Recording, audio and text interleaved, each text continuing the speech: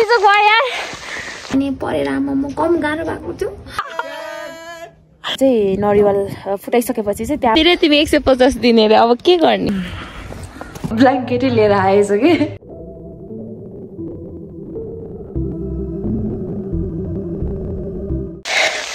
कालिम्पोङ गएको यार खाली असिना परेर गाह्रो भयो बिजोक भयो यार गाडी त्यहाँबाट छोड्दैन होइन अनि हिँडाउनु पर्यो त्यसका बाद गाह्रो भयो ल यस्तो हालतमा हिँडिरहेको छु कि जुत्ताको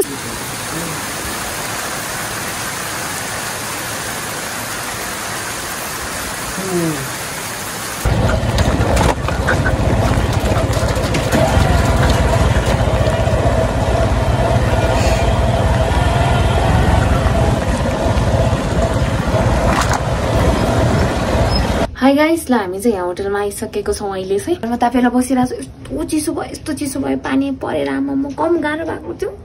अनि मैले त्यो बाटोतिरको भिडियो नै बनाएन सर्ट बनाएँ भनौँ न ए बल्ल तल यस्तो चिसो छ क्या यस्तो पनि अब यहाँ हिटरमा सुकाउनु पर्यो होइन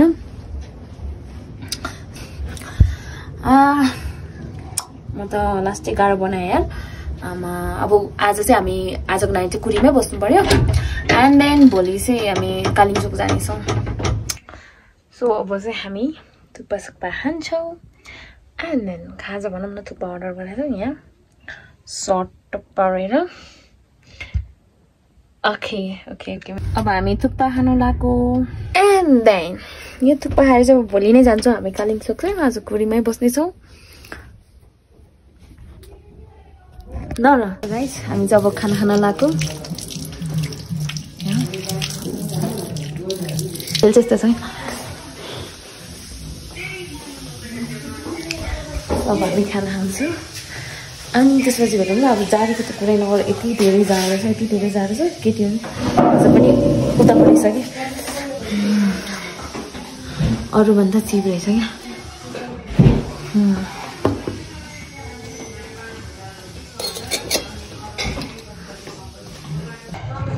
सो मेरो साथीले चाहिँ माथि गएको थियो ब्ल्याङ्केटै लिएर आएछ कि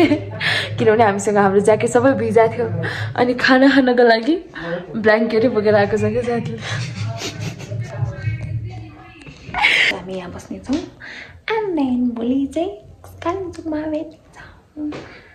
हाई गाइज गुड मर्निङ ल हामी चाहिँ कालिम्पोङमा छौँ अनि म रेडी भइसकेँ यहाँ मेरो साथीहरू अझै पनि रेडी भएको छैन सो तिनीहरूलाई रेडी हुन टाइम लाग्छ एन्ड देन म चाहिँ यहाँ सर्ट भ्लग बनाउँदैछु हामी बसेको होटल चाहिँ यहाँ कस्तो गाह्रो साउन्ड आइरहेछ क्या अनि यहाँ जाडो रहेछ आई थिङ्क मैले ज्याकेट बोकेन किनभनेदेखि यत्रो हेभी वाल लङमा छ नि त अनि मलाई चाहिँ लाग्यो जाडो होला जस्तो फिल भयो नि त त्यही भएर मैले ज्याकेट चाहिँ बोकेन बट म बोक्ने छु अनि हिजो आउँदा चाहिँ के भएको थियो भनेदेखि मेरो सुजहरू सबै कपडाहरू सबै भिजा थियो नि त अनि सुज सुकाएको थियो हिटरको अगाडि सुजै डढेछ क्या डढा त हो नि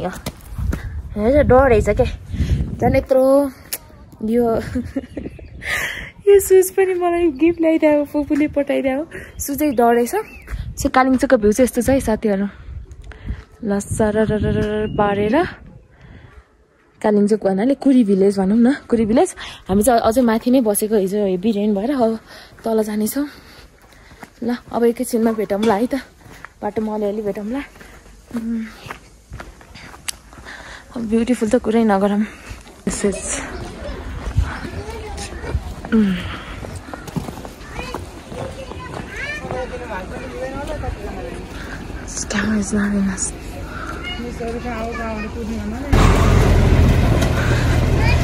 ओहो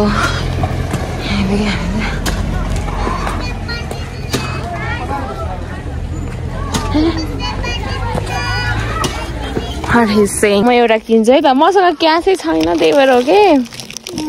यो कसरी 150 है 100 मा देऊ न त यो आउँदैन हो तिम्रोमा ला अब के गर्ने यहाँ 100 रुपैयाँ दिने तिमी 150 दिने रे अब के गर्ने अनि हाम्रो त 150 मै बेच्नु हो त ओइ अस्ति त डेट थियो अहिले त ओके यो कति रे 150 130 मा लानु न 150 180 भने यहाँ 150 भने 50 हो 50 हो ओके ओके कुन चाहिँमा धेरै छ 1 2 3 4 5 6 7 8 9 10 11 अनि त्यसमा ठुलो छ नि त हो र अनि यो 150 हैन ओके यो लान्छ है त हामी ल एउटै सेम टेस्ट हो सबै सेम टेस्ट हो अनि प्याकिङ चाहिँ फाल्नु यो चाहिँ चिया कसरी 25 रुपैयाँ दूध चिया कि हैन फिक्का आमा दूध चिया खानु दिदी बहिनी हो के रे दिदी भाइ हो हैन तिमी एक्लैको बिजनेसम्यान तिमी यहाँ कालिम्पोङमा आएर यहाँ बिजनेसम्यान हैन त स्कुल जान्छौ नि हैन स्कुल जाँदै ल हामी चाहिँ यहाँ माथि आइपुग्यो 8 बजे के हामी चाहिँ अलि ढिलो भयो सब यहाँबाट हिँड्दा 1 घण्टा लाग्छ भाइ फटाफट जाने 1 घण्टा लाग्छ के खसी भाइ ओके ल कहाँ गयो त आउँदैछ मेरो साथी यहाँ सेतो गुराँस पिङ्क गुराँस र के अनि यो सेतो गुराँस चाहिँ खायो भनेदेखि चाहिँ यु विल बी म्याड भन्नाले या यु विल बी म्याड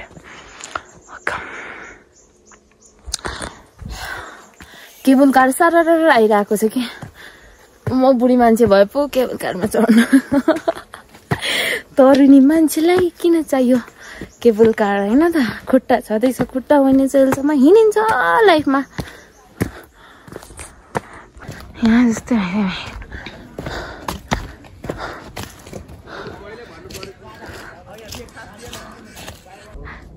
खोइ त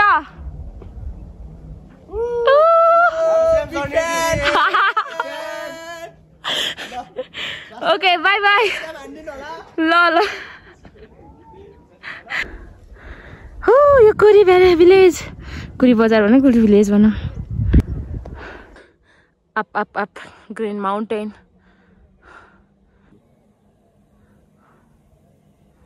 हाम्रो कुरी पनि कमी चाहिँ छैन है ब्युटी अफ नेचरमा सो यो चाहिँ केवल कारको भयो होइन यसरी होइन यहाँबाट जान्छ केबल कार एन्ड देन यहाँबाट तल पुऱ्याउँछ कि आउँदैछ एउटा अनि यसको चाहिँ 4500 भनेको चिप नै हो भनौँ न सो अब माथि चाहिँ कालिम्पोङ माता भइहाल्यो अब हामी त्यहीँ जान्छौँ पूजासुजा गर्छौँ त्यसपछि चाहिँ पेट पूजा गर्छौँ अति नै भोक लाग्यो नि त पेट पूजा गरेन भने पनि त गाह्रो हुन्छ नि त पेट पूजा पनि त गर्नु पर्यो हैन र अझै म यहाँ केबल कारको वेट गर्छु एउटा भिडियो सुट गर्नको लागि राम्रो भिडियो सुट गर्न लागि अब मन्दिर त्यहीँ छ पो अन्त डाँडाको भ्यू त देख्नु भइहाल्यो अब त्यहीँ गएर भेटौँला आउनु न हाम्रो घर बाइ हो माई गड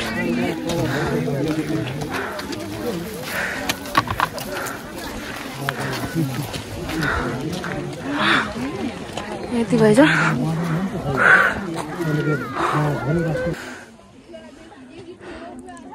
ल र कालिम्पोङ यहाँबाट माथि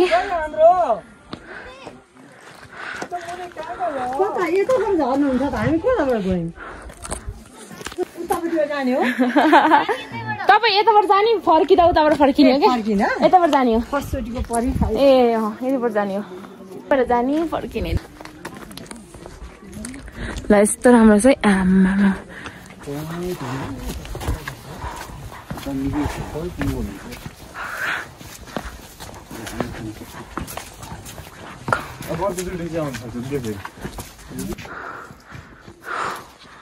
Oh God. So before 7-8 years ago, this is so shaking so hardly. And then बच्चामा हामी आउँदा पनि यस्तो हार्डली सेकिङ गर्थ्यो अनि यो चढ्न पनि डराउँथे अनि यहाँ चाहिँ के छ नि जमानामा चाहिँ यहाँबाट चाहिँ भाले खसेर चाहिँ तल चाहिँ कामाकुसी पुगेको छ भन्ने वाला चाहिँ स्टोरी थियो क्या यहाँ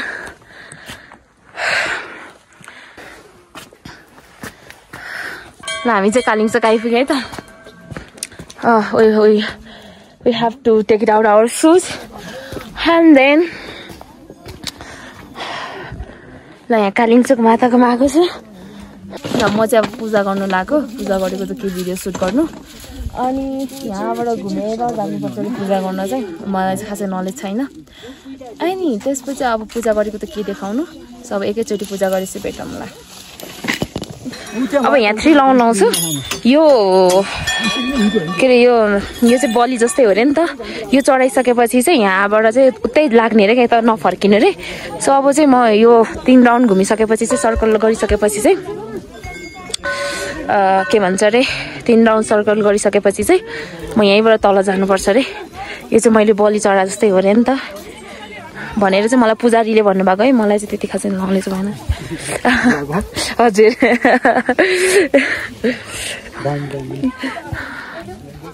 सो यहीँ हो कालिम्पोङ चाहिँ यहाँ सो यहाँ पनि हुनुहुन्छ मेन चाहिँ मन्दिर चाहिँ यो भित्र हो सो यति हो ल म चाहिँ अब अरे यहीँ नरिवल म चाहिँ अब पूजा गरेर फर्किनु लाग्यो अनि मैले चाहिँ नरिवल फुटाइसकेपछि चाहिँ त्यहाँबाट चाहिँ उता जान मिल्दैन अरे क्या यहाँ अनि अर्को भनेको चाहिँ त्यहाँ अब सेक्रिफाइस गर्न लागेको छ क्या एनिमल त्यो भएर म चाहिँ अलिकति यहाँ तल आएर भिडियो बनाएको त्यो चाहिँ मलाई अलिकति मेरो रिलिजनमा भनौँ या त्यो सेक्रिफाइस गर्ने चलन छैन क्या हाम्रो घरमा अनि नरिवल पनि एउटा सेक्रिफाइस गरेर जस्तै भयो क्या हुन चाहिँ त्यही भएर चाहिँ म यहाँ आएर भिडियो बनाउँदैछु अब हामी पूजासुजा गरिसक्यो अब हामी फर्किन्छ कालिम्पोङ चाहिँ यस्तो छ छोड्दै जाउँ क्या त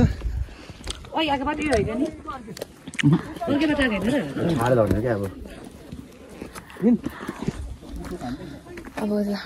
यिनीहरूले काटिसक्यो होला अब चाहिँ फर्किन्छ हौ अब फर्किन्छ अनि त्यहाँ गएर केही खाएको छैन ब्रेकफास्ट खान्छ अनि त्यसपछि चाहिँ घुम्ने अब घुमाउँ न त्यसपछि अब खानासाना खाएर घर जाउँला अब चाहिँ सकिँदैन चिसो छ मैले ज्याकेट लिएर आएको छैन